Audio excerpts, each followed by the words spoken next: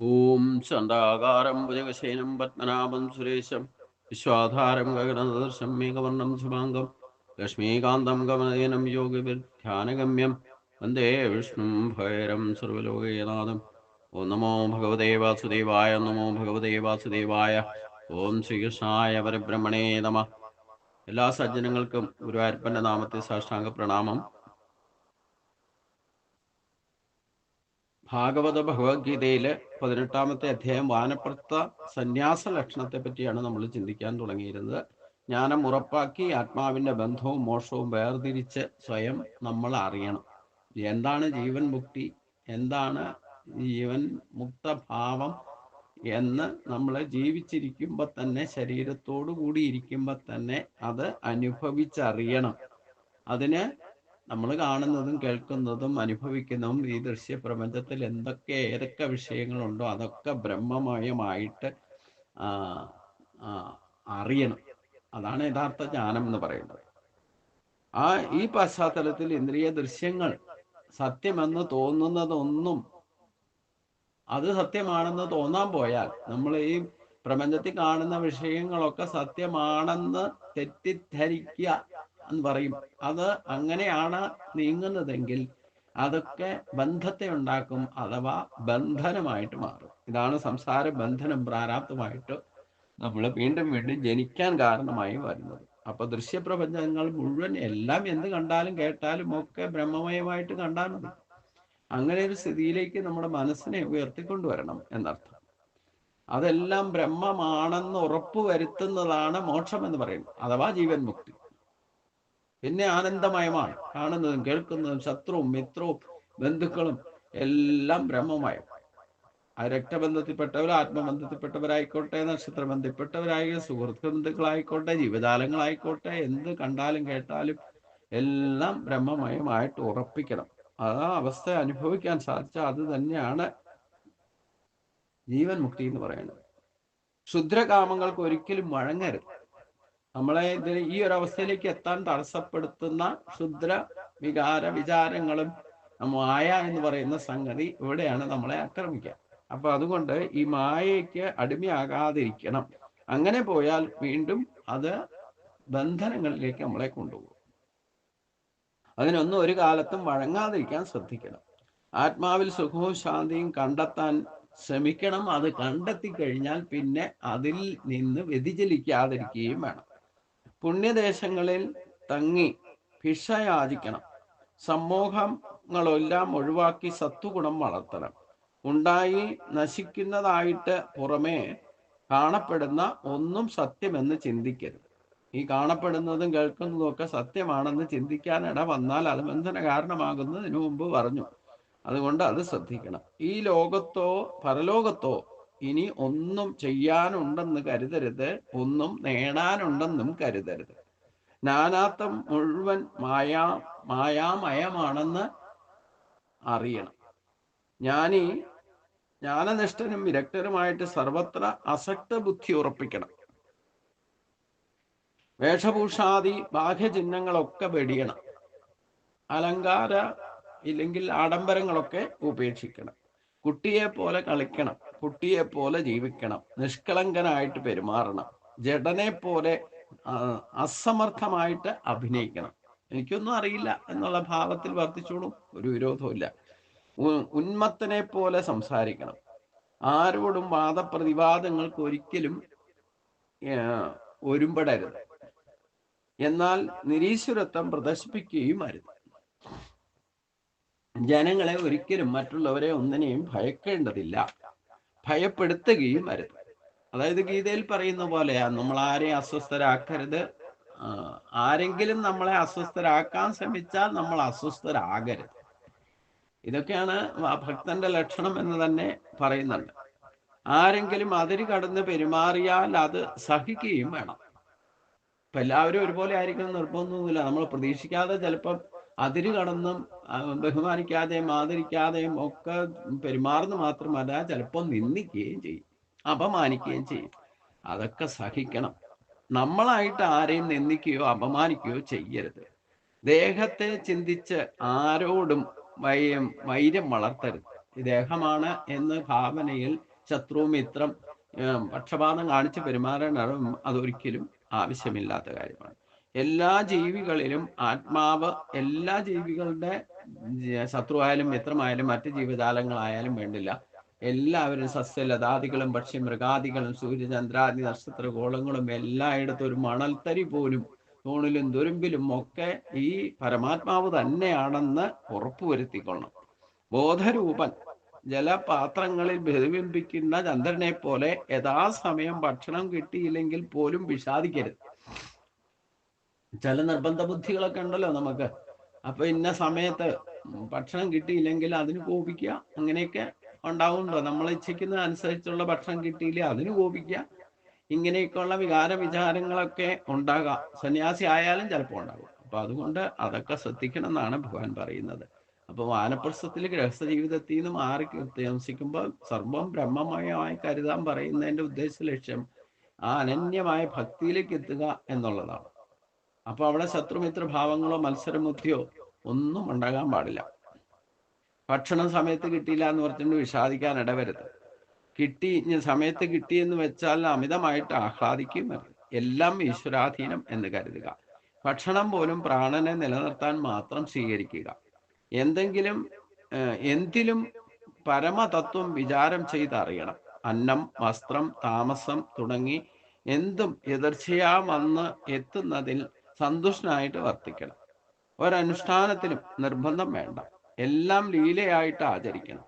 എല്ലാം ബോധമയമായിക്കൊണ്ട് ദേഹം ഉൾപ്പെടെയുള്ള നാനാത്വം മായയാണെന്ന് ഉറയ്ക്കണം. ബ്രഹ്മാനുഭവം ഉറപ്പു വരുത്തുന്നത് വരെ സന്യാസി ഈ നിലയിൽ കഴിഞ്ഞുകൂടണം. ബ്രഹ്മചര്യ, ഗ്രാഹസ്യം, വാനപ്രസ്ഥം, സന്യാസ ധർമ്മങ്ങളിൽ ഭേദങ്ങൾ ഉണ്ടെങ്കിലും ആത്മവിചാരം എല്ലാവർക്കും സമാധാന ധർമ്മമാണ്. ആശ്രമം എന്തായാലും അനന്യഭാവത്തോടെ എന്നെ ഉപാസിക്കുന്നവൻ എന്നിൽ എത്തിച്ചേരുക തന്നെ ചെയ്യും. അല്ലയോ ഉദ്ധവ, ഒരിക്കലും വിട്ടുപോകാത്ത എൻ്റെ സ്മരണ രൂപിണിയായതുകൊണ്ട് ഭക്തി കൊണ്ട് എല്ലാ ലോകങ്ങളുടെയും രക്ഷിതാവും എല്ലാറ്റിനെയും ഉണ്ടാക്കി ലയിപ്പിക്കുന്നതും എല്ലാറ്റിനെയും പരമകാരണമായിട്ട് വർത്തിക്കുന്നതും എല്ലാറ്റിലും പരമകാരണമായിട്ട് വർത്തിക്കുന്നതും അഖണ്ഡബോധ ബ്രഹ്മമായ ഞാൻ തന്നെയാണ്. ആ സത്യ അന്വേഷി എന്നെ പ്രാപിക്കുക തന്നെ ചെയ്യും. അങ്ങനെ സത്യം അറിയുന്ന ആള് എന്നിലേക്ക് തന്നെ എത്തിച്ചേരുകയും ചെയ്യും എന്നാണ് ഭഗവാൻ പറയുന്നത്. അപ്പം ഭഗവത്ഗീതയെ പറഞ്ഞ പോലെ തന്നെ അർജുനനോട് പറഞ്ഞതുപോലെ തന്നെയാണ് ഉദ്ധവനോടും പറയുന്നത്. അതാണ് ഭാഗവത ഭഗവത്ഗീത എന്നെടുത്ത് പറയാൻ കാരണം. അപ്പം ഇവിടെ എല്ലായ്പ്പോഴും ഉത്തമ, ഒരിക്കലും വിട്ടുപോകാത്ത എൻ്റെ സ്മരണ നിലനിർത്തുക. ഇത് തന്നെയാണ് പറഞ്ഞത്, തസ്മാ സർവേഷു കാലേഷു മാം അനുസ്മര. ആ ഭക്തിയുടെ ഭാവം അതാണ്. എന്ത് ചിന്തിച്ചാലും, എന്ത് പറഞ്ഞാലും, എന്ത് പ്രവർത്തിച്ചാലും, അത് തൊടിയിൽ പണിയെടുത്താലും, അടിച്ചു വാരിയാലും, പാത്രം തേച്ചാലും, ഇറച്ചി വെട്ടിയാലും, എന്ത് കർമ്മം ചെയ്താലും വേണ്ടില്ല, അവിടെയൊക്കെ ഈശ്വര സ്മരണ നിലനിർത്താൻ നമുക്ക് സാധിക്കണം. ഊണിലും ഉറക്കത്തിലും നടപ്പിലും എടുപ്പിലും എല്ലാം ഈശ്വര സ്മരണ നിലനിർത്താൻ സാധിക്കണം എന്നതാണ് ആ അഖണ്ഡ ബോധബ്രഹ്മമായ ഭഗവാനെ തന്നെ ഓർമ്മിച്ച് സ്മരണ നിലനിർത്താൻ സാധിക്കുന്നു. അങ്ങനെ ആ ബ്രഹ്മത്തിൽ, ആ ഒരു ബോധതലത്തിൽ ഉറച്ചു നിന്നുകൊണ്ട് ദേഹം എപ്പോ വിട്ടുപോയാലും വേണ്ടില്ല, ആ പരമമായ ബോധത്തിലേക്ക് തന്നെയായിരിക്കും നമ്മുടെ ബോധവും ചെന്ന് ലയിക്കുന്നത്.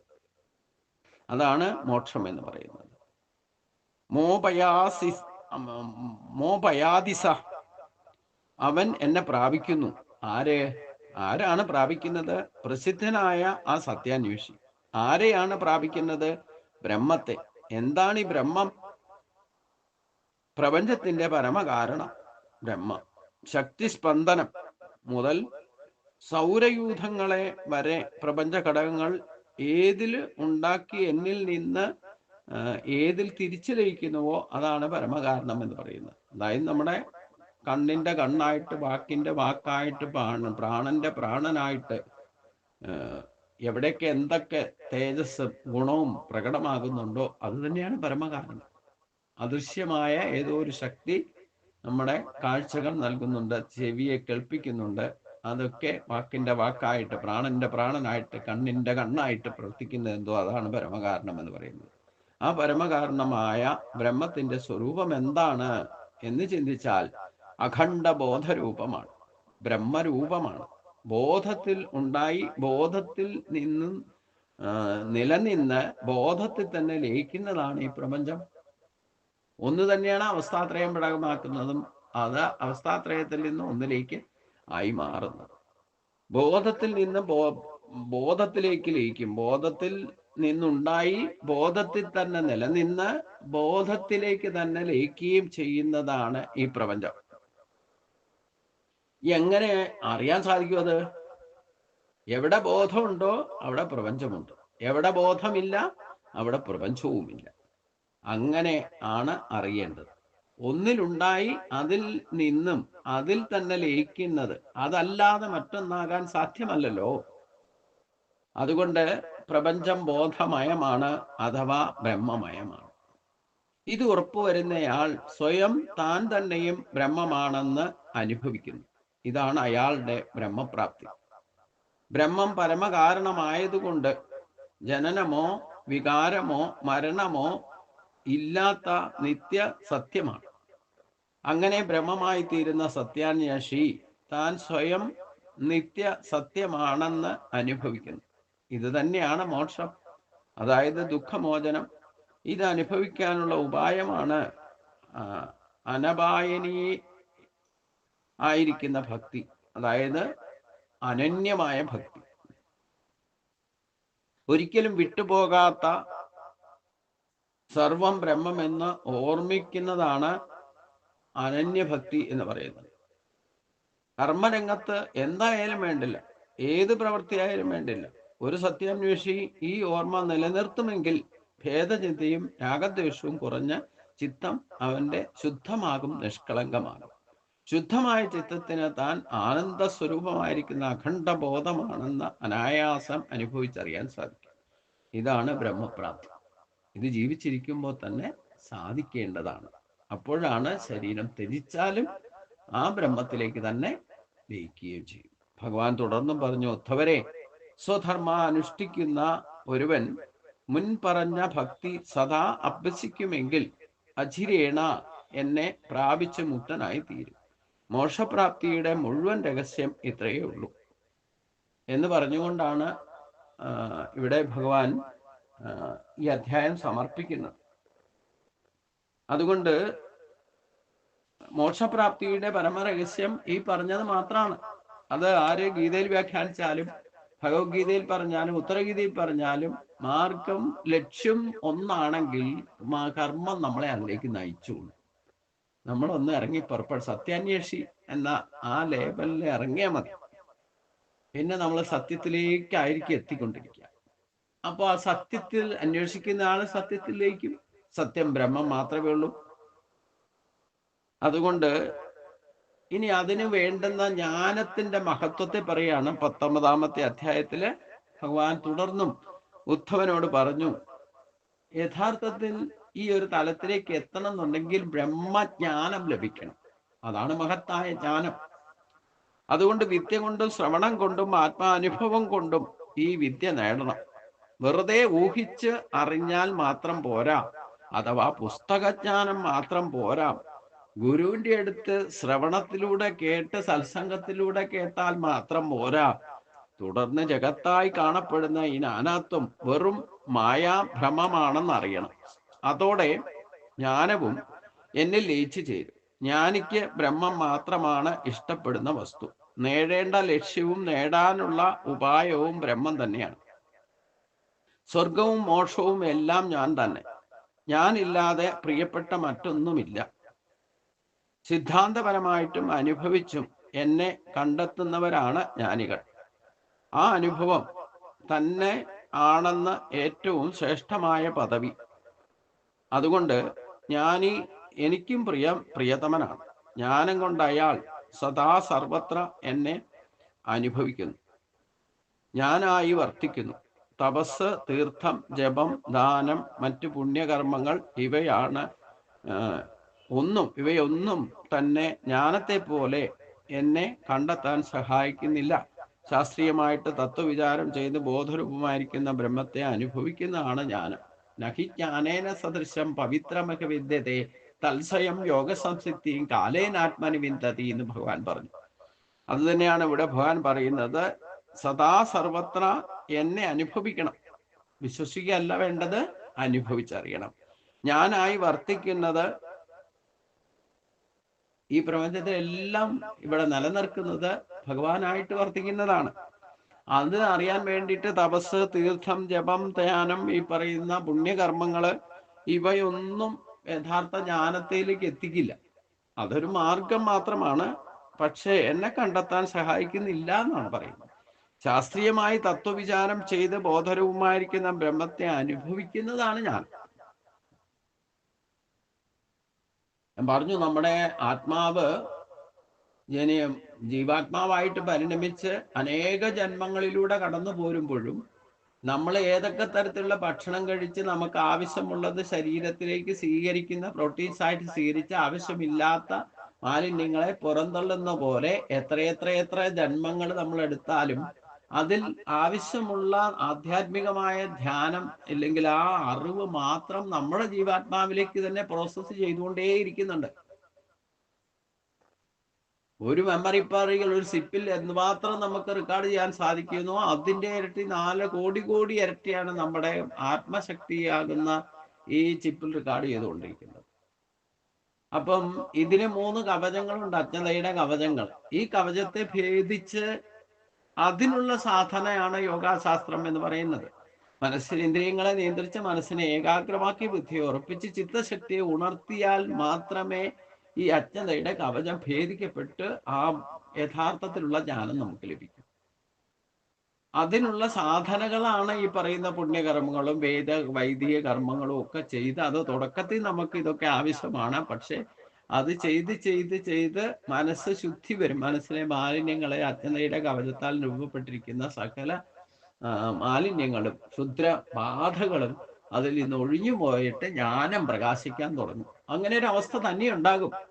ആ ഭഗവാനെ ഭജിക്കുന്നവർക്ക് എന്നെ പ്രാപിക്കാനുള്ള ബുദ്ധിയോഗത്തെ ഞാൻ പ്രദാനം ചെയ്യുന്നു പറഞ്ഞു. അടുത്ത ഘട്ടത്തിൽ തേഷാമേവ അനുകമ്പാത്തമഹമജ്ഞാനജന്തമ നാശേന്നാത്മഭാവസ്ഥോ ജ്ഞാന ദീപേന ഭാസത എന്ന് പറഞ്ഞു. ഇത് ഓരോ മനുഷ്യജന്മത്തിലും സ്വയം ആർജിക്കാവുന്നതാണ്. പക്ഷെ ആർക്ക്? ഈ ലോകത്ത് ജ്ഞാനത്തെ പോലെ പവിത്രമായ മറ്റൊന്നുമില്ല. ബാക്കി എല്ലാത്തിനും ബന്ധനങ്ങൾ. നമ്മളിപ്പോൾ ഈ തപസ്സോ ഇല്ലെങ്കിൽ മറ്റ് യോഗമാർഗങ്ങളോ ഇല്ല ആധ്യാത്മിക മാർഗങ്ങളിൽ എന്തൊക്കെ ചെയ്താലും പുണ്യകർമ്മത്തിന് വേണ്ടിയിട്ടോ ഇല്ലെങ്കിൽ ആധ്യാത്മിക മാർഗത്തിൽ തന്നെ പല കാര്യങ്ങളും നമ്മൾ സത്സംഗങ്ങളോ ഇല്ലെങ്കിൽ പുസ്തക ജ്ഞാനമോ ഒക്കെ ആശ്രയിക്കാൻ പോയാലും അതൊന്നും ശാശ്വതമല്ല. അതൊക്കെ ഒരിക്കൽ ഫിനിഷിങ് ഉണ്ടാവുമല്ലോ. ഒരു സത്സംഗത്തിന് പോയാലും അത് അവസാനിക്കുന്ന ഒരു ഘട്ടമുണ്ട്. അപ്പൊ ഈ സത്യത്തെ അന്വേഷിക്കുന്ന ആൾക്ക് സത്യം കണ്ടെത്തുക എന്ന ഒരു അനുഭവ ജ്ഞാനത്തിലേക്ക് എത്തുന്നതിനാണ് ആ എത്തുന്ന സാധനാബലം. ഈ പറയുന്ന പല മാർഗം സ്വീകരിച്ചാലും ലക്ഷ്യം തീരുമാനിച്ച് ആ മാർഗത്തിലേക്കുള്ള അനുഷ്ഠാനങ്ങൾ ചെയ്യുമ്പോൾ അതിൽ നിന്നുണ്ടാകുന്ന സഹകരികാരണങ്ങളെ കൊണ്ടുണ്ടാകുന്ന അനുഭവങ്ങളെ കൂടെ മറുതി കടക്കുമ്പോൾ ഭഗവാനെ പ്രാപിക്കാനുള്ള ബുദ്ധിയോഗം നമുക്ക് കിട്ടും. ബുദ്ധിയോഗം കിട്ടിയാലും ഭഗവാന്റെ കൃപ ലഭിക്കുമ്പോഴാണ് ദേശാമേവാനുകമ്പാർത്ഥം അജ്ഞത മുഴുവൻ പോയി മറയണമെങ്കിൽ ഭഗവാന്റെ കൃപ ലഭിച്ച് ഭഗവാൻ നമ്മുടെ ഉള്ളിൽ പ്രകാശിക്കും. ഉള്ളിൽ തന്നെ ഉള്ളത് അത് ഈ അജ്ഞതയുടെ കവചമൊക്കെ മാറിയിട്ട് പ്രകാശ സ്വരൂപമായിട്ട് കാണാൻ. അത് ജ്ഞാനമായ ദീപമാണ് പ്രകാശിക്കുന്നത്. അപ്പോഴായിരിക്കും അവൻ ആത്മജ്ഞാനി അഥവാ ബ്രഹ്മജ്ഞാനിയായിട്ട് മാറുക. അത് അനുഭവിച്ചറിയണം. നമുക്ക് ജ്ഞാനം ലഭിച്ചോ ഇല്ലോ എന്നുള്ളത് മറ്റൊരാൾക്ക് പറയാനൊന്നും സാധിക്കില്ല. നമുക്ക് സ്വയം അനുഭവിച്ചറിയാൻ സാധിക്കും. ഇതുവരെ പറയാൻ പറ്റാത്ത പറയാൻ സാധിക്കുക, ചെയ്യാൻ പറ്റാത്ത ചെയ്യാൻ സാധിക്കുക, മറ്റൊരാളൊരു പ്രശ്നം കൊണ്ടുവന്നാൽ അത് പരിഹരിക്കാനുള്ള മാർഗം നമുക്ക് ഉപദേശിക്കാൻ സാധിക്കുക, ഗുണദോഷങ്ങളെ തിരിച്ചറിയാനുള്ള കഴിവുണ്ടാകുക. ഇതൊക്കെ നമുക്ക് ഇതിനെയൊക്കെ അനുഭവിച്ചറിയാനുള്ള അവസരങ്ങളാണ് ഇതൊക്കെ ചെയ്യാൻ സാധിച്ചാൽ ഉണ്ടാവുക. അതുകൊണ്ട് ഉദ്ധവ, ഈ പറയുന്ന പരമാത്മാ അനുഭവത്തിന് ഏറ്റവും സഹായിക്കുന്നത് ജ്ഞാനമാണെന്ന് അറിയുക. ശാസ്ത്രവിചാരത്തോടുകൂടി ബോധരൂപനായിരിക്കുന്ന ആത്മാവിനെ കണ്ടെത്തി സിദ്ധാന്തം ഉറപ്പിച്ച് അനുഭവ സമ്പന്നമായിട്ട് സദാ സർവത്ര ബ്രഹ്മത്തെ തന്നെ ഭാവന ചെയ്ത് പരമാത്മാവായ എന്നെ ഭജിക്കൂ. അതിനെ എങ്ങനെ ഭജിക്കണം? ശ്രദ്ധാവാൻ ഉപദേശാനം തത്പരസം യഥേന്ദ്രിയ ജ്ഞാനം ലത്വ പരാം ശാന്തി ആചിരേണാതി ഗച്ഛതി. നമ്മളെല്ലാവരും ആയിരിക്കുന്ന ഈ പരമായിരിക്കുന്ന ശാന്തി അനുഭവിക്കാൻ വേണ്ടിയിട്ടാണ് നമ്മൾ ഈ പുണ്യകർമ്മങ്ങളുടെയും ഇല്ലെങ്കിൽ പറയുന്ന വേദവൈദിക കർമ്മങ്ങളുടെയും ക്ഷേത്രദർശനത്തിന്റെയും ഒക്കെ നാമജപത്തിന്റെയും ഒക്കെ പാരായണങ്ങളുടെയും സത്സംഗത്തിന്റെയും ഒക്കെ പരമമായ ലക്ഷ്യം എന്ന് പറയുന്നത് ഈ ശാന്തി അനുഭവിക്കാനാണല്ലോ. അപ്പൊ ഈ ശാന്തി അനുഭവിക്കണേ എന്ത് വേണം?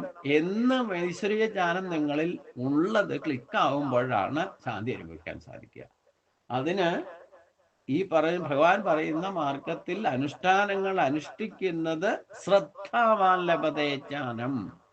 ശ്രദ്ധയില്ലാതെ എന്ത് ചെയ്താലും അതൊക്കെ ഇഹത്തിലും പരത്തിലും പ്രയോജനപ്പെടുകയല്ല. നിങ്ങൾ എത്ര മെനക്കെട്ട് എത്ര സമയവും കളഞ്ഞ് ശരീരവും മെനക്കെടുത്തി എന്ത് ചെയ്താലും ആ ശ്രദ്ധയില്ലാതെ ആ ചെയ്യുന്നതെന്നുണ്ടെങ്കിൽ അതൊക്കെ നിഷ്പ്രയോജനമായിട്ട് മാറുന്നതാണ് പറഞ്ഞതിൻ്റെ കാര്യം. അതുകൊണ്ട് ആ ഒരു തലത്തിലേക്ക് നമുക്ക് ഉയരാൻ സാധിക്കണം. ആ സിദ്ധാന്ത രൂപേണ അനുഭവ സമ്പന്നമായിട്ട് സദാ സർവത്ര ബ്രഹ്മത്തെ തന്നെ ഭാവന ചെയ്യണം. അതാണ് അനുഭവിച്ചറിയണം. നമ്മുടെ ചിന്തയില്, വാക്കില്, പ്രവൃത്തിയില് ഒക്കെ ഈശ്വരന്റെ ഭാവം നമ്മളിലൂടെ തന്നെ പ്രകടമാകുന്ന അവസ്ഥ ഉണ്ടാകുമ്പോഴാണ് നമുക്ക് യഥാർത്ഥത്തിൽ മറ്റുള്ളവർക്ക് കൂടി മാർഗദർശനം കൊടുക്കാൻ സാധിക്കുക എന്നർത്ഥം. എപ്പോഴാണ് ഈശ്വരന്റെ കൃപ ലഭിക്കുക? എപ്പോഴാണ് നമ്മൾ ഈശ്വരനിലേക്ക് എത്താൻ സത്യാന്വേഷിയായിട്ട് മാറിയിട്ട് പ്രവർത്തിക്കാൻ തുടങ്ങുന്നത്? ആ പ്രവൃത്തി മാർഗം നിവൃത്തി മാർഗത്തിലായിട്ട് പരിണമിക്കുമ്പോഴാണ് ഭഗവാനെ പ്രാപിക്കാനുള്ള യോഗ്യരായിട്ട് മാറുന്നതും. അപ്പോൾ നമുക്ക് അതിനുള്ള ബുദ്ധിയോഗത്തെ ഭഗവാൻ നമുക്ക് പ്രദാനം ചെയ്യുകയും ചെയ്യും. അതിൽ നിന്നാണ് ശരിക്കും അനുഭവ ജ്ഞാനത്തിലേക്ക്, ശ്രേഷ്ഠമായ ജ്ഞാനത്തിലേക്ക് നമ്മൾ എത്തുന്നതും.